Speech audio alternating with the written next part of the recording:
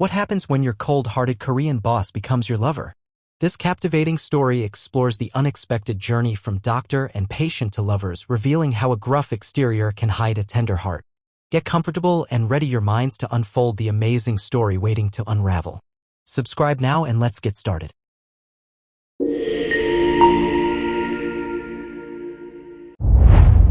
The soft hum of rain outside the hospital window barely muffled the urgent footsteps echoing through the hallway. Ariella Chimdi adjusted the stethoscope around her neck as she walked swiftly toward the private wing. As one of Seoul's most respected physicians, young, brilliant, and compassionate, she was no stranger to difficult cases. But nothing quite prepared her for the man behind the oak door of room 903, Jang Doyun. The name alone echoed through boardrooms and business columns like a war drum. CEO of Doyun Group, one of Korea's most influential conglomerates, he was as powerful as he was private. Cold, calculated, and unrelenting. Rumors of his temperament filled whispers in the hospital, but none could confirm the man behind the myth. That responsibility now fell on her shoulders. Ariella knocked once. No answer. She pushed the door open. And there he was. Tall, lean, dressed in a tailored charcoal suit that somehow survived the chaos of his emergency arrival. His right arm was wrapped in gauze from a minor fracture, and a faint bruise shadowed the side of his face. Yet none of that distracted from the way his eyes narrowed the moment he saw her. "You're the doctor?" he asked, voice rough, like gravel soaked in disdain. Ariella didn't flinch. "Yes, Dr. Ariella Chimdi. You must be Jang Doyun." He scoffed softly, as if he found something amusing in her composed demeanor. "You look young. And you look stubborn," she replied, calm but firm. "Let's begin the examination." That was the first spark, sharp, unexpected, and unspoken. The days that followed were marked by friction. Doyun refused hospitalization, insisting on discharging himself within 24 hours. Ariella challenged him at every turn, matching his impatience with a calm resilience.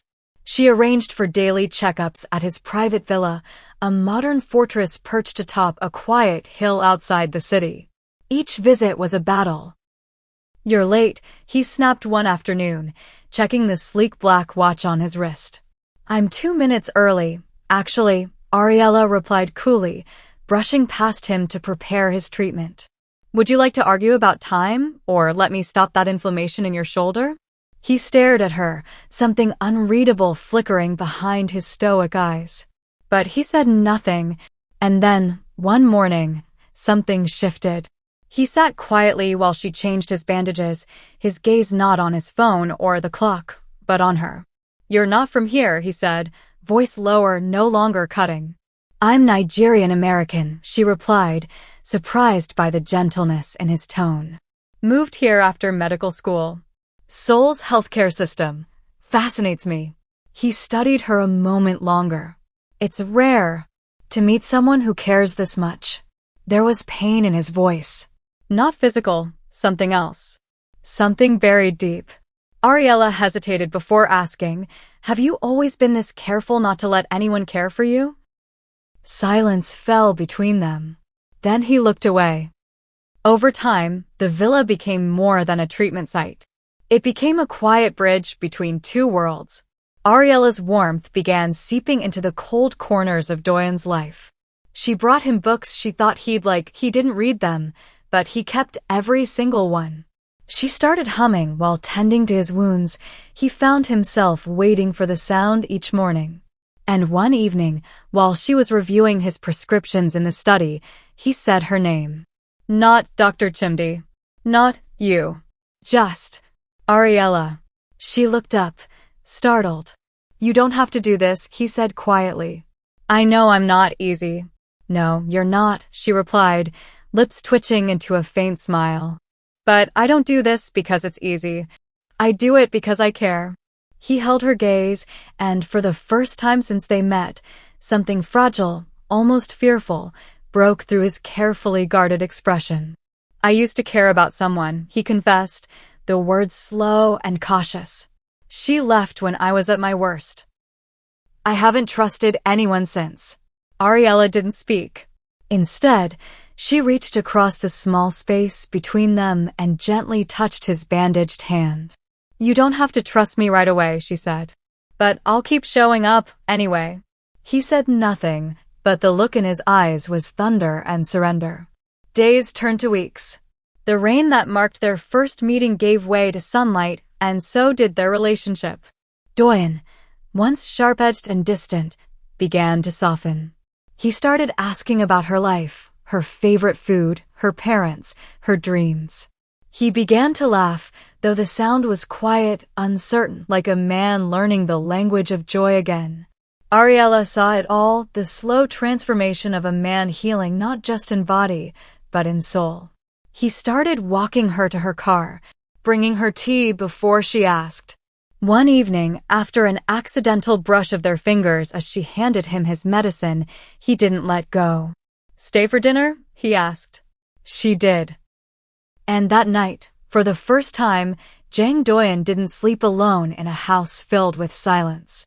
Though they shared no kiss, no declaration, just stories, laughter, and the warmth of something unnamed, it was the most intimate night of his life.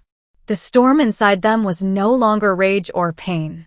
It was longing, unspoken, burning, growing, and as they stood on the edge of something deeper, neither of them quite knew how to fall without breaking the fragile miracle they'd built.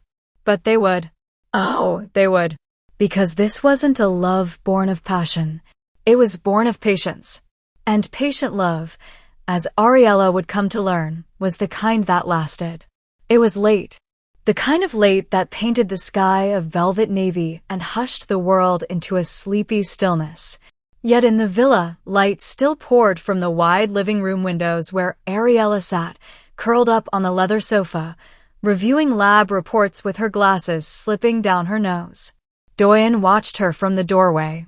He had passed her twice on his way from the kitchen, pretending to search for something. But the truth was simpler, more dangerous. He couldn't stop looking at her. She looked so natural there, like she belonged.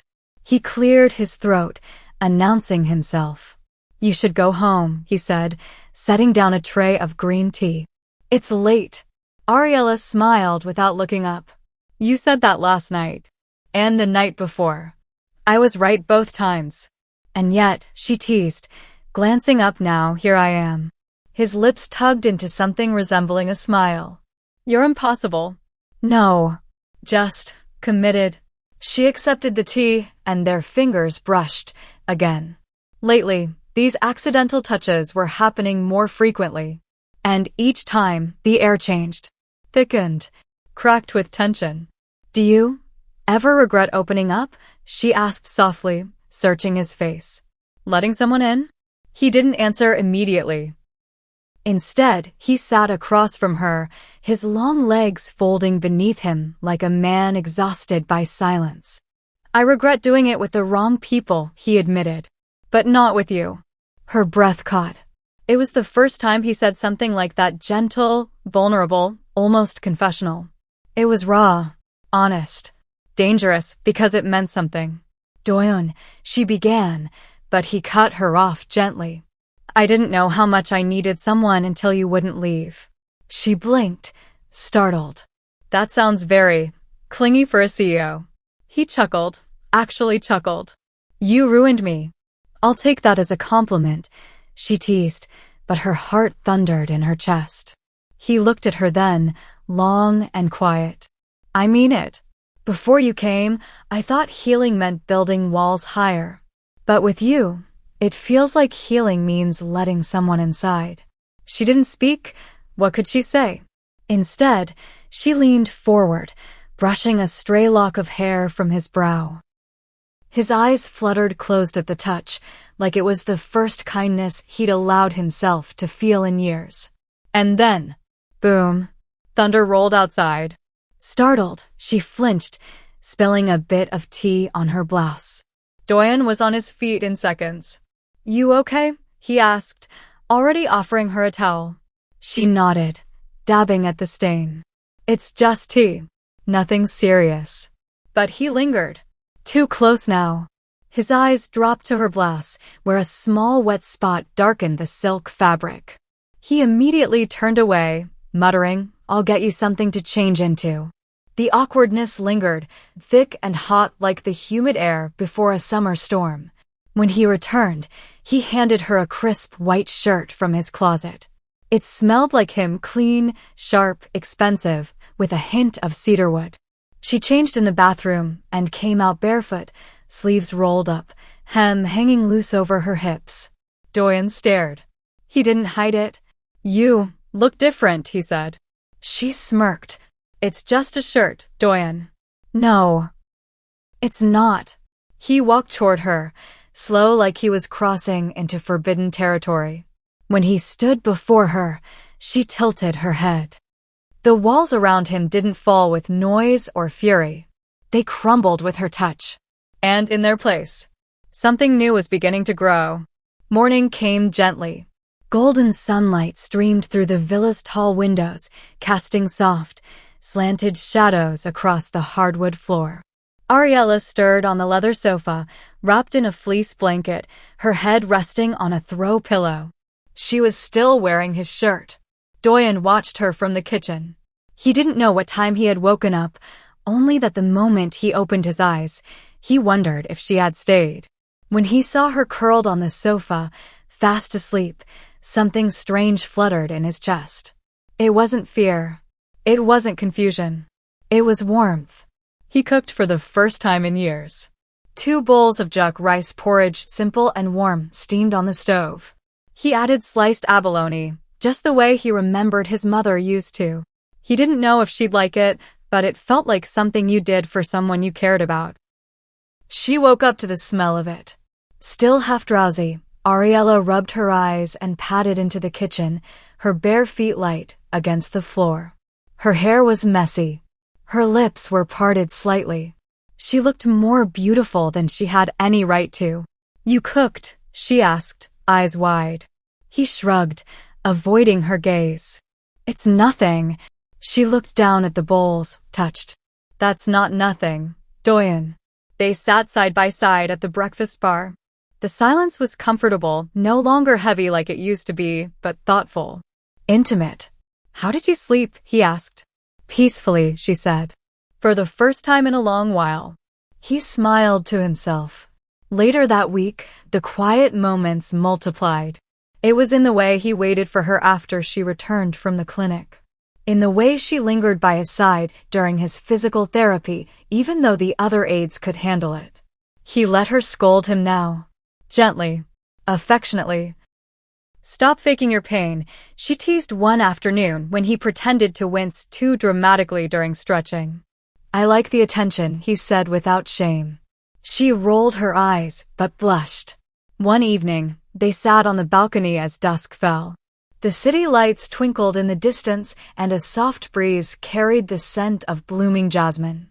He handed her a glass of wine, and she tucked her legs beneath her, the hem of her dress fluttering. "You never talk about her," Ariella said quietly. "Your ex." Doyen didn't flinch. Instead, he exhaled. "I was younger. Stupid. She loved the idea of me more than the man himself. I ignored the signs until it all came crashing down."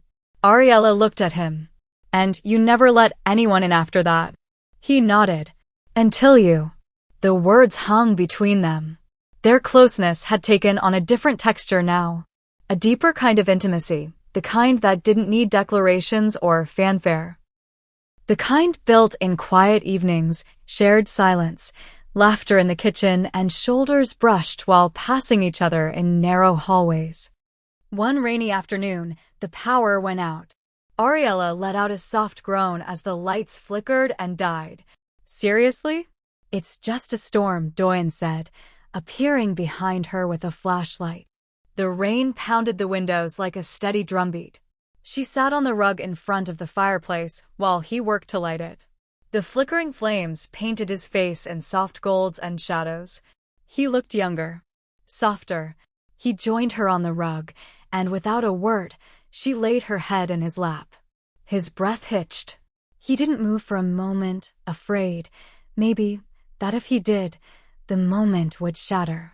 Then slowly, with careful fingers, he brushed her hair from her forehead. His hand lingered. Her eyes fluttered closed.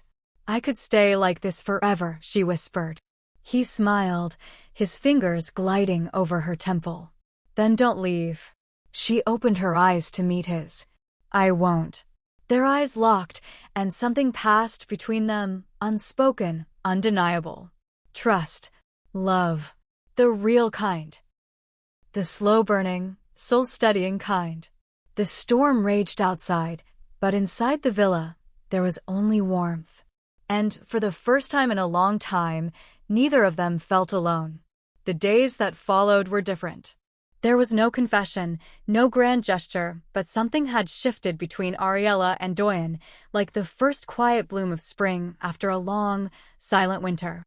He had grown used to her presence like it was stitched into the rhythm of his life. Her laughter echoed in his once sterile halls. Her scent lingered on his shirts when she wore them during late-night reading sessions. But with closeness came fear. It started in small ways. Doyen began waking up in the middle of the night, breath shallow, heart racing. Dreams he couldn't remember left a cold sweat on his skin. He'd stare at the ceiling. The image of Ariella asleep on the couch burned into his memory, and the terrifying thought would crawl in. What if I lose her, too?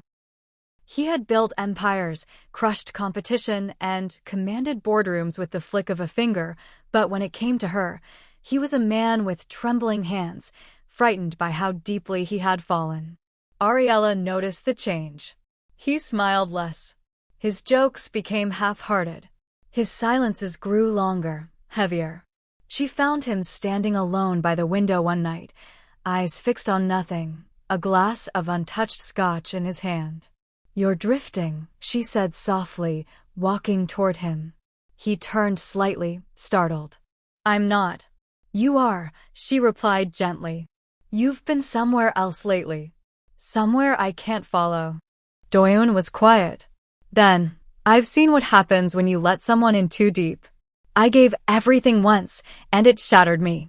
You think I'll do the same?" His voice broke, low and quiet.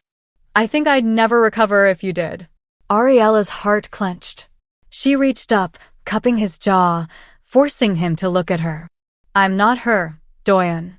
And you're not the same man you were then." His eyes glistened. "What if I ruin this?" "You can't ruin something I'm building with you," she whispered. "Unless you push me away." But even as she said it, she felt the tremor in her own chest, the fear of being hurt, of falling too hard into something that still felt fragile. She hadn't allowed herself to love in years. The moment she did, she lost someone. Her father. Her fiancé. And now this man, with his damaged heart and soft eyes, was slipping under her skin. A week later, Doyen missed his physical therapy session. He hadn't left the house, but he wasn't in his room either. Panic prickled up Ariella's spine.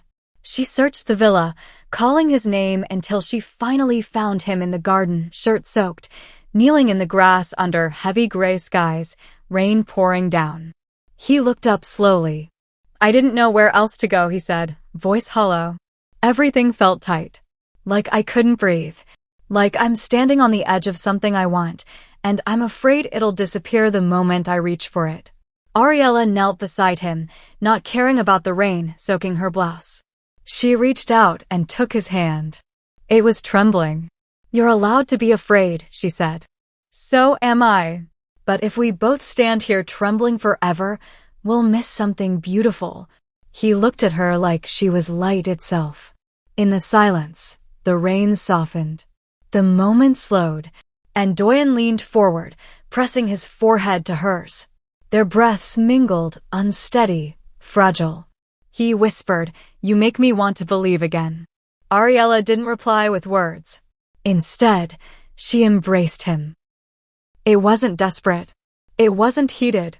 It was slow, reverent, like two souls finding each other in a storm. Later that night, wrapped in dry blankets and still a little damp from the rain, they sat together by the fire. She nestled close to him, his arms strong and warm around her shoulders. I used to think I was too broken to love again, he murmured. But now, you're the one thing I don't want to lose. She looked up, her voice soft but steady. Then stop running. Let me stay. Doyen closed his eyes, pulling her closer. I will, he whispered. I promise I will. But neither of them knew the past hadn't finished testing them yet. And love, as beautiful as it was, had a cost when shadows from old wounds returned to haunt the living. The following days were filled with a quiet, delicate warmth.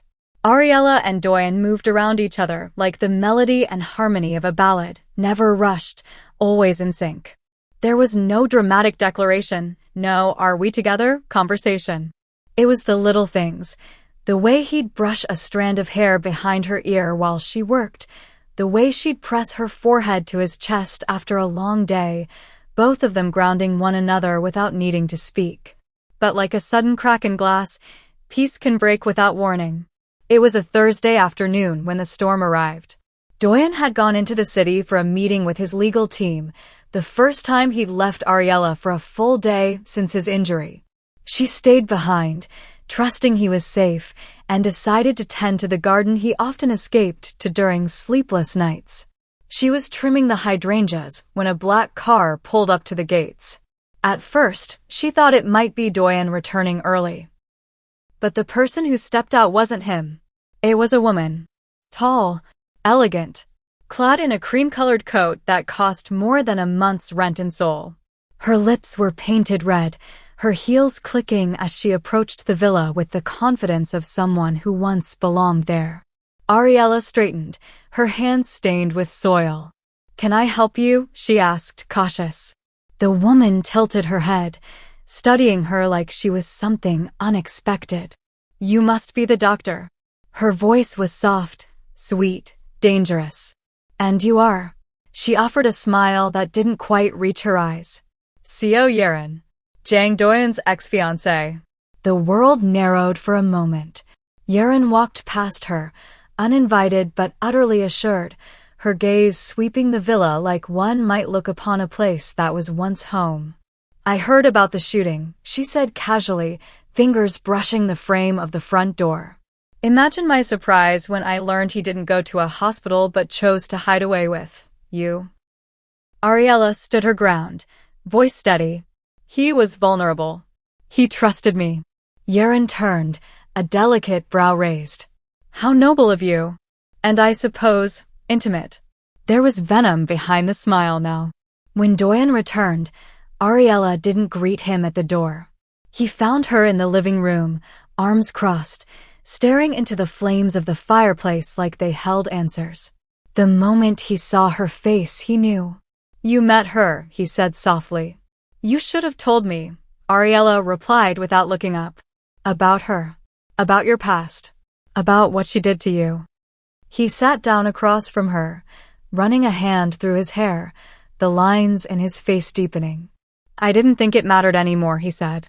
"She left me when I needed her most. When I was at my lowest. There was nothing left to say.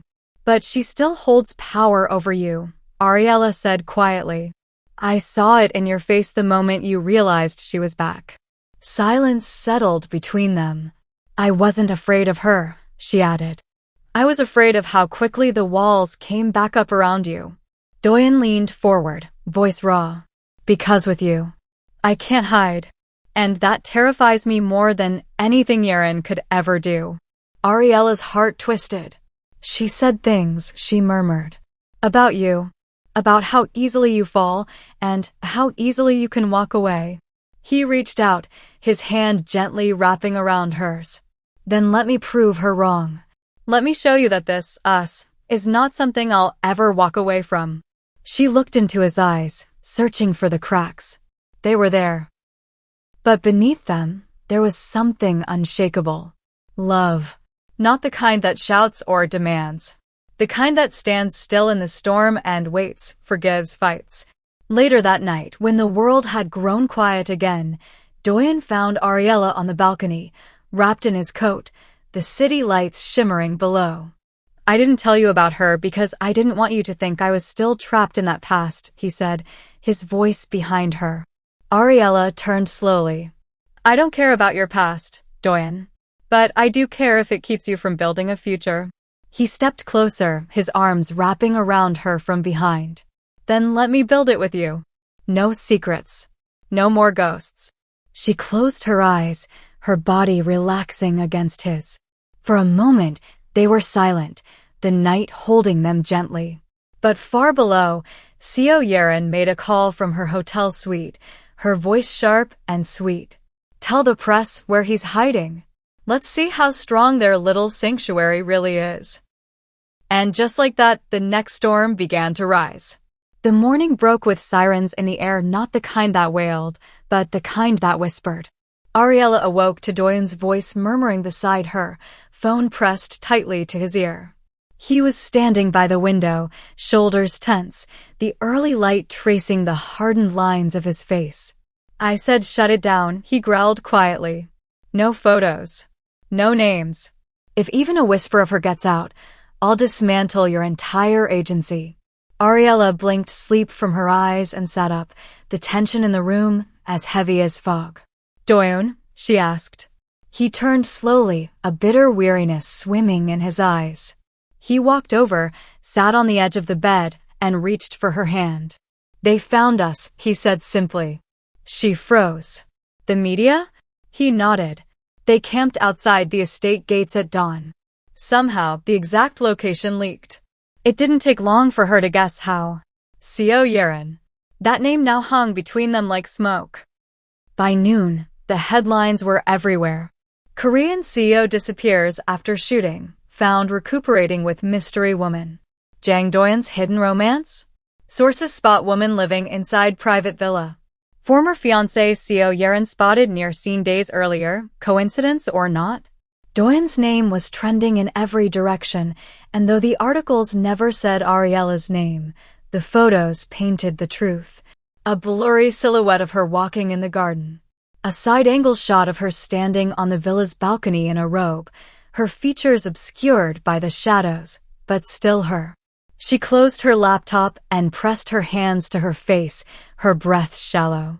I'm so sorry, Ari, Doyen whispered, kneeling beside her. She shook her head.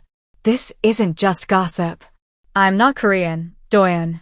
I'm black, I'm foreign, and I'm not from your world. I'm not what the media is used to. He reached for her hand again, holding it tightly. You're exactly what I need. Her voice cracked. But am I what your world will accept? Silence.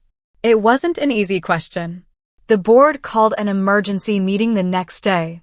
Doyen left at dawn, his jaw tight and eyes unreadable.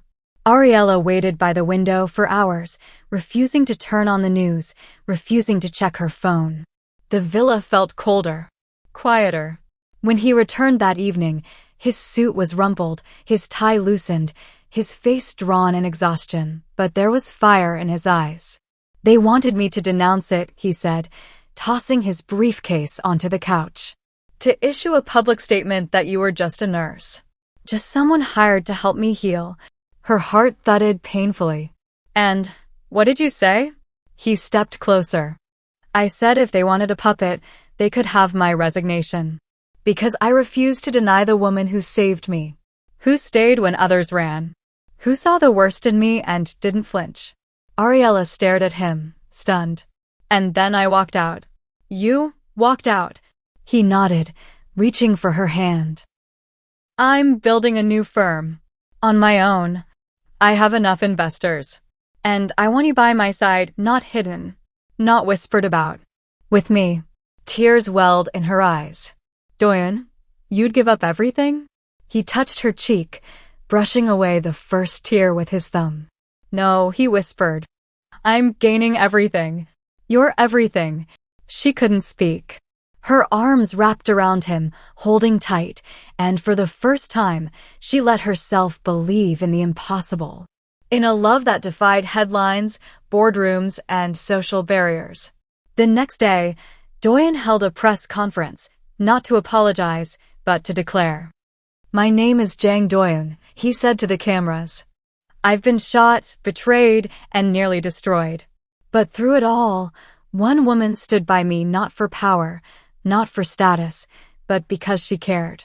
Her name is Dr. Ariella Chimdi, and I am proud to stand beside her. It was a moment that shattered expectations. The world gasped. Some criticized, but many admired. And for Ariella, who watched from the shadows of the press room, it was the moment her world shifted. He wasn't just healing anymore. He was fighting for her. For them. The mansion was no longer a place of quiet exile. It had become something else. A sanctuary. A beginning. A home. Doyen's resignation shook the business world for weeks. Reporters camped outside the gates for days, eager to capture another glimpse of the scandalous love story that refused to be buried. But inside the estate, it was peaceful. Ariella stood barefoot in the kitchen one morning, warm sunlight flooding the tiled floor. Her curls were tied loosely, her face bare, her heart oddly light. She stirred a pot of Korean seaweed soup with gentle focus, following a recipe Doyen had scribbled in half English, half Korean on the back of a receipt. When he walked in, dressed casually for the first time in weeks, black sweatshirt, hair tousled from sleep, he paused in the doorway, lips parting at the sight. "You're beautiful like this," he said softly. She blinked and smiled, tucking a stray curl behind her ear. "Like what?" "Cooking and barefoot." "Like you're mine," he murmured, stepping closer. "And at peace." She looked down into the soup, cheeks warming. "You always know how to say things that make my heart flutter." He grinned, slipping his arms around her waist from behind, resting his chin on her shoulder. That's the goal. They spent their days wrapped in simplicity. Breakfasts on the terrace with sunlight warming their skin. Long walks through the garden, sometimes in silence, sometimes tangled in laughter. Late-night talks about their childhoods, his privileged but cold, hers filled with struggle but glowing with her mother's fierce love. He built a small home office near the back garden, and she turned a spare room into a miniature clinic where she consulted part-time patients through remote calls. "We're like newlyweds," she teased one afternoon. Doyen, lounging on the couch with his head in her lap, smiled sleepily. "Then let's make it official." Ariella stilled. "What?" "I want to marry you, Ari." He looked up at her with those rare, tender eyes. "Maybe not today, not even tomorrow, but one day soon. When the world stops spinning just long enough to let us breathe." Her fingers brushed over his temple. "It already has." One evening, as rain tapped gently on the windows, Ariella opened the front door and froze. There, on the steps, soaked and shivering, was a woman with wide brown eyes and trembling lips. Mom? Her mother. Standing right there. Before she could even breathe, she was in her arms, the tears falling before the words came. How are you here?" "I saw the news," Ari, her mother whispered. "The articles. You looked tired, but loved. I had to come see for myself." Doyen appeared behind Ariella, wrapping an arm gently around her waist. Mrs. Chimdi looked up at him, at the man who had held her daughter through chaos and fire, and her gaze softened. "Thank you," she said, voice thick, "for loving her when the world didn't know how." Doyen nodded, bowing his head with quiet reverence. "I'll never stop." That night, over bowls of stew and jasmine tea, laughter filled the house again. The woman who had raised Ariella listened to their story with wonder and pride, occasionally reaching across the table to squeeze her daughter's hand. "You're happy," she said at last, her voice full of emotion. "I am," Ariella whispered, "for the first time in a long time." Outside, the storm passed. Inside, something deeper took root, something stronger than gossip, louder than headlines, and far more powerful than fear. They were building a world of their own. And in it, love wasn't just a whisper in the dark. It was a song that filled the air. Soft, unbreakable. And theirs. The air that night was hushed, velvet thick with silence and stardust. A gentle breeze rustled the tall grass beyond the estate's garden, and lanterns swayed on low tree branches, casting pools of golden light across the ground. Ariella stood at the doorway in a soft ivory dress, barefoot, her heart oddly restless. "Why did you ask me to dress like this?" she called out, laughing nervously. "Doyen, if this is another one of your surprise dessert under the gazebo things." But her voice caught, because he stood at the edge of the garden, waiting. Not in his usual sharp black suit, nor in the casual sweaters she had grown to love, but in a pale blue hanbok, his hair brushed back, a simple ring box in his hand. Lantern light haloed around him like a dream. She stepped closer, heart pounding with each barefoot step on the soft grass. "Doyen," she whispered, not understanding. "What is this?" He looked up at the stars, then at her, his voice tender, low. "I was always a man who controlled everything, even my own emotions. I believed love was a distraction, something dangerous. But then you walked into my life, and everything I believed fell apart." She blinked as tears welled in her eyes.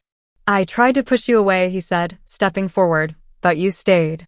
Not because you had to, but because you saw me. The man I tried to hide. The wounds I thought were mine to carry forever." Ariella's lips trembled. "I don't know when it happened," he whispered. "Maybe it was the night you made me laugh for the first time in years, or when you sat by my bedside, arguing with me like I wasn't your patient, but someone you cared about. But I fell, Ari. Slowly, deeply, irrevocably." He knelt. A hush fell over the garden. "I've been many things: a CEO, a son, a man built from expectations. But with you, I'm just Doyen. And that is enough. Will you marry me, Ariella Chimdi? Will you let me love you for the rest of my life?" The silence was fragile until it cracked open with a choked sob. Ariella dropped to her knees in front of him, both hands covering her mouth. "Yes," she whispered. Then again, louder, through tears. "Yes, yes." He slipped the ring onto her finger, a delicate band of white gold, with a single star-cut diamond, and drew her into his arms. They sat there, kneeling in the grass, holding each other beneath the endless night sky. The stars above blinked in silent blessing, as if the universe had waited for this moment, too. Later that evening, Ariella sat beside her mother on the porch, the ring glinting on her finger. Mrs. Chimdi watched her daughter's glow with a smile, but then looked at Doyen with a knowing gaze. "You're hiding something," she said quietly, not accusing, just wise. Doyen hesitated. "I wanted to tell her after the proposal." Ariella turned toward him. "Tell me what?" He took a deep breath. "My ex-fiancée," he said. "She didn't just leave me. She was pregnant. But she never told me. I found out only after she moved abroad. She had a daughter, my daughter." Ariella's breath hitched. "She reached out recently," he continued. "She's getting remarried and asked if I would consider meeting my child. The little girl's name is Ciara. She's 5. I've seen photos, and I knew I couldn't hide it from you." He looked at Ariella, eyes trembling with uncertainty. "I need time to figure out how to be a father. I wanted you to know because loving you doesn't erase the past, but I hope it strengthens our future." There was a long pause. Then Ariella stood and walked toward him. She placed her palm gently over his heart. "I love you," she whispered. "I'm not afraid of your past. I'm honored that you shared it with me. And if Ciara is part of your life, she's part of mine too." His eyes filled with tears. They hugged warmly under the porch light, not as a doctor and her patient, not as a boss and subordinate, but as two hearts who had crossed oceans of pain only to find each other. And that night, as Ariella lay curled in Doyen's arms beneath the soft quilt of twilight, she whispered, This is what healing feels like."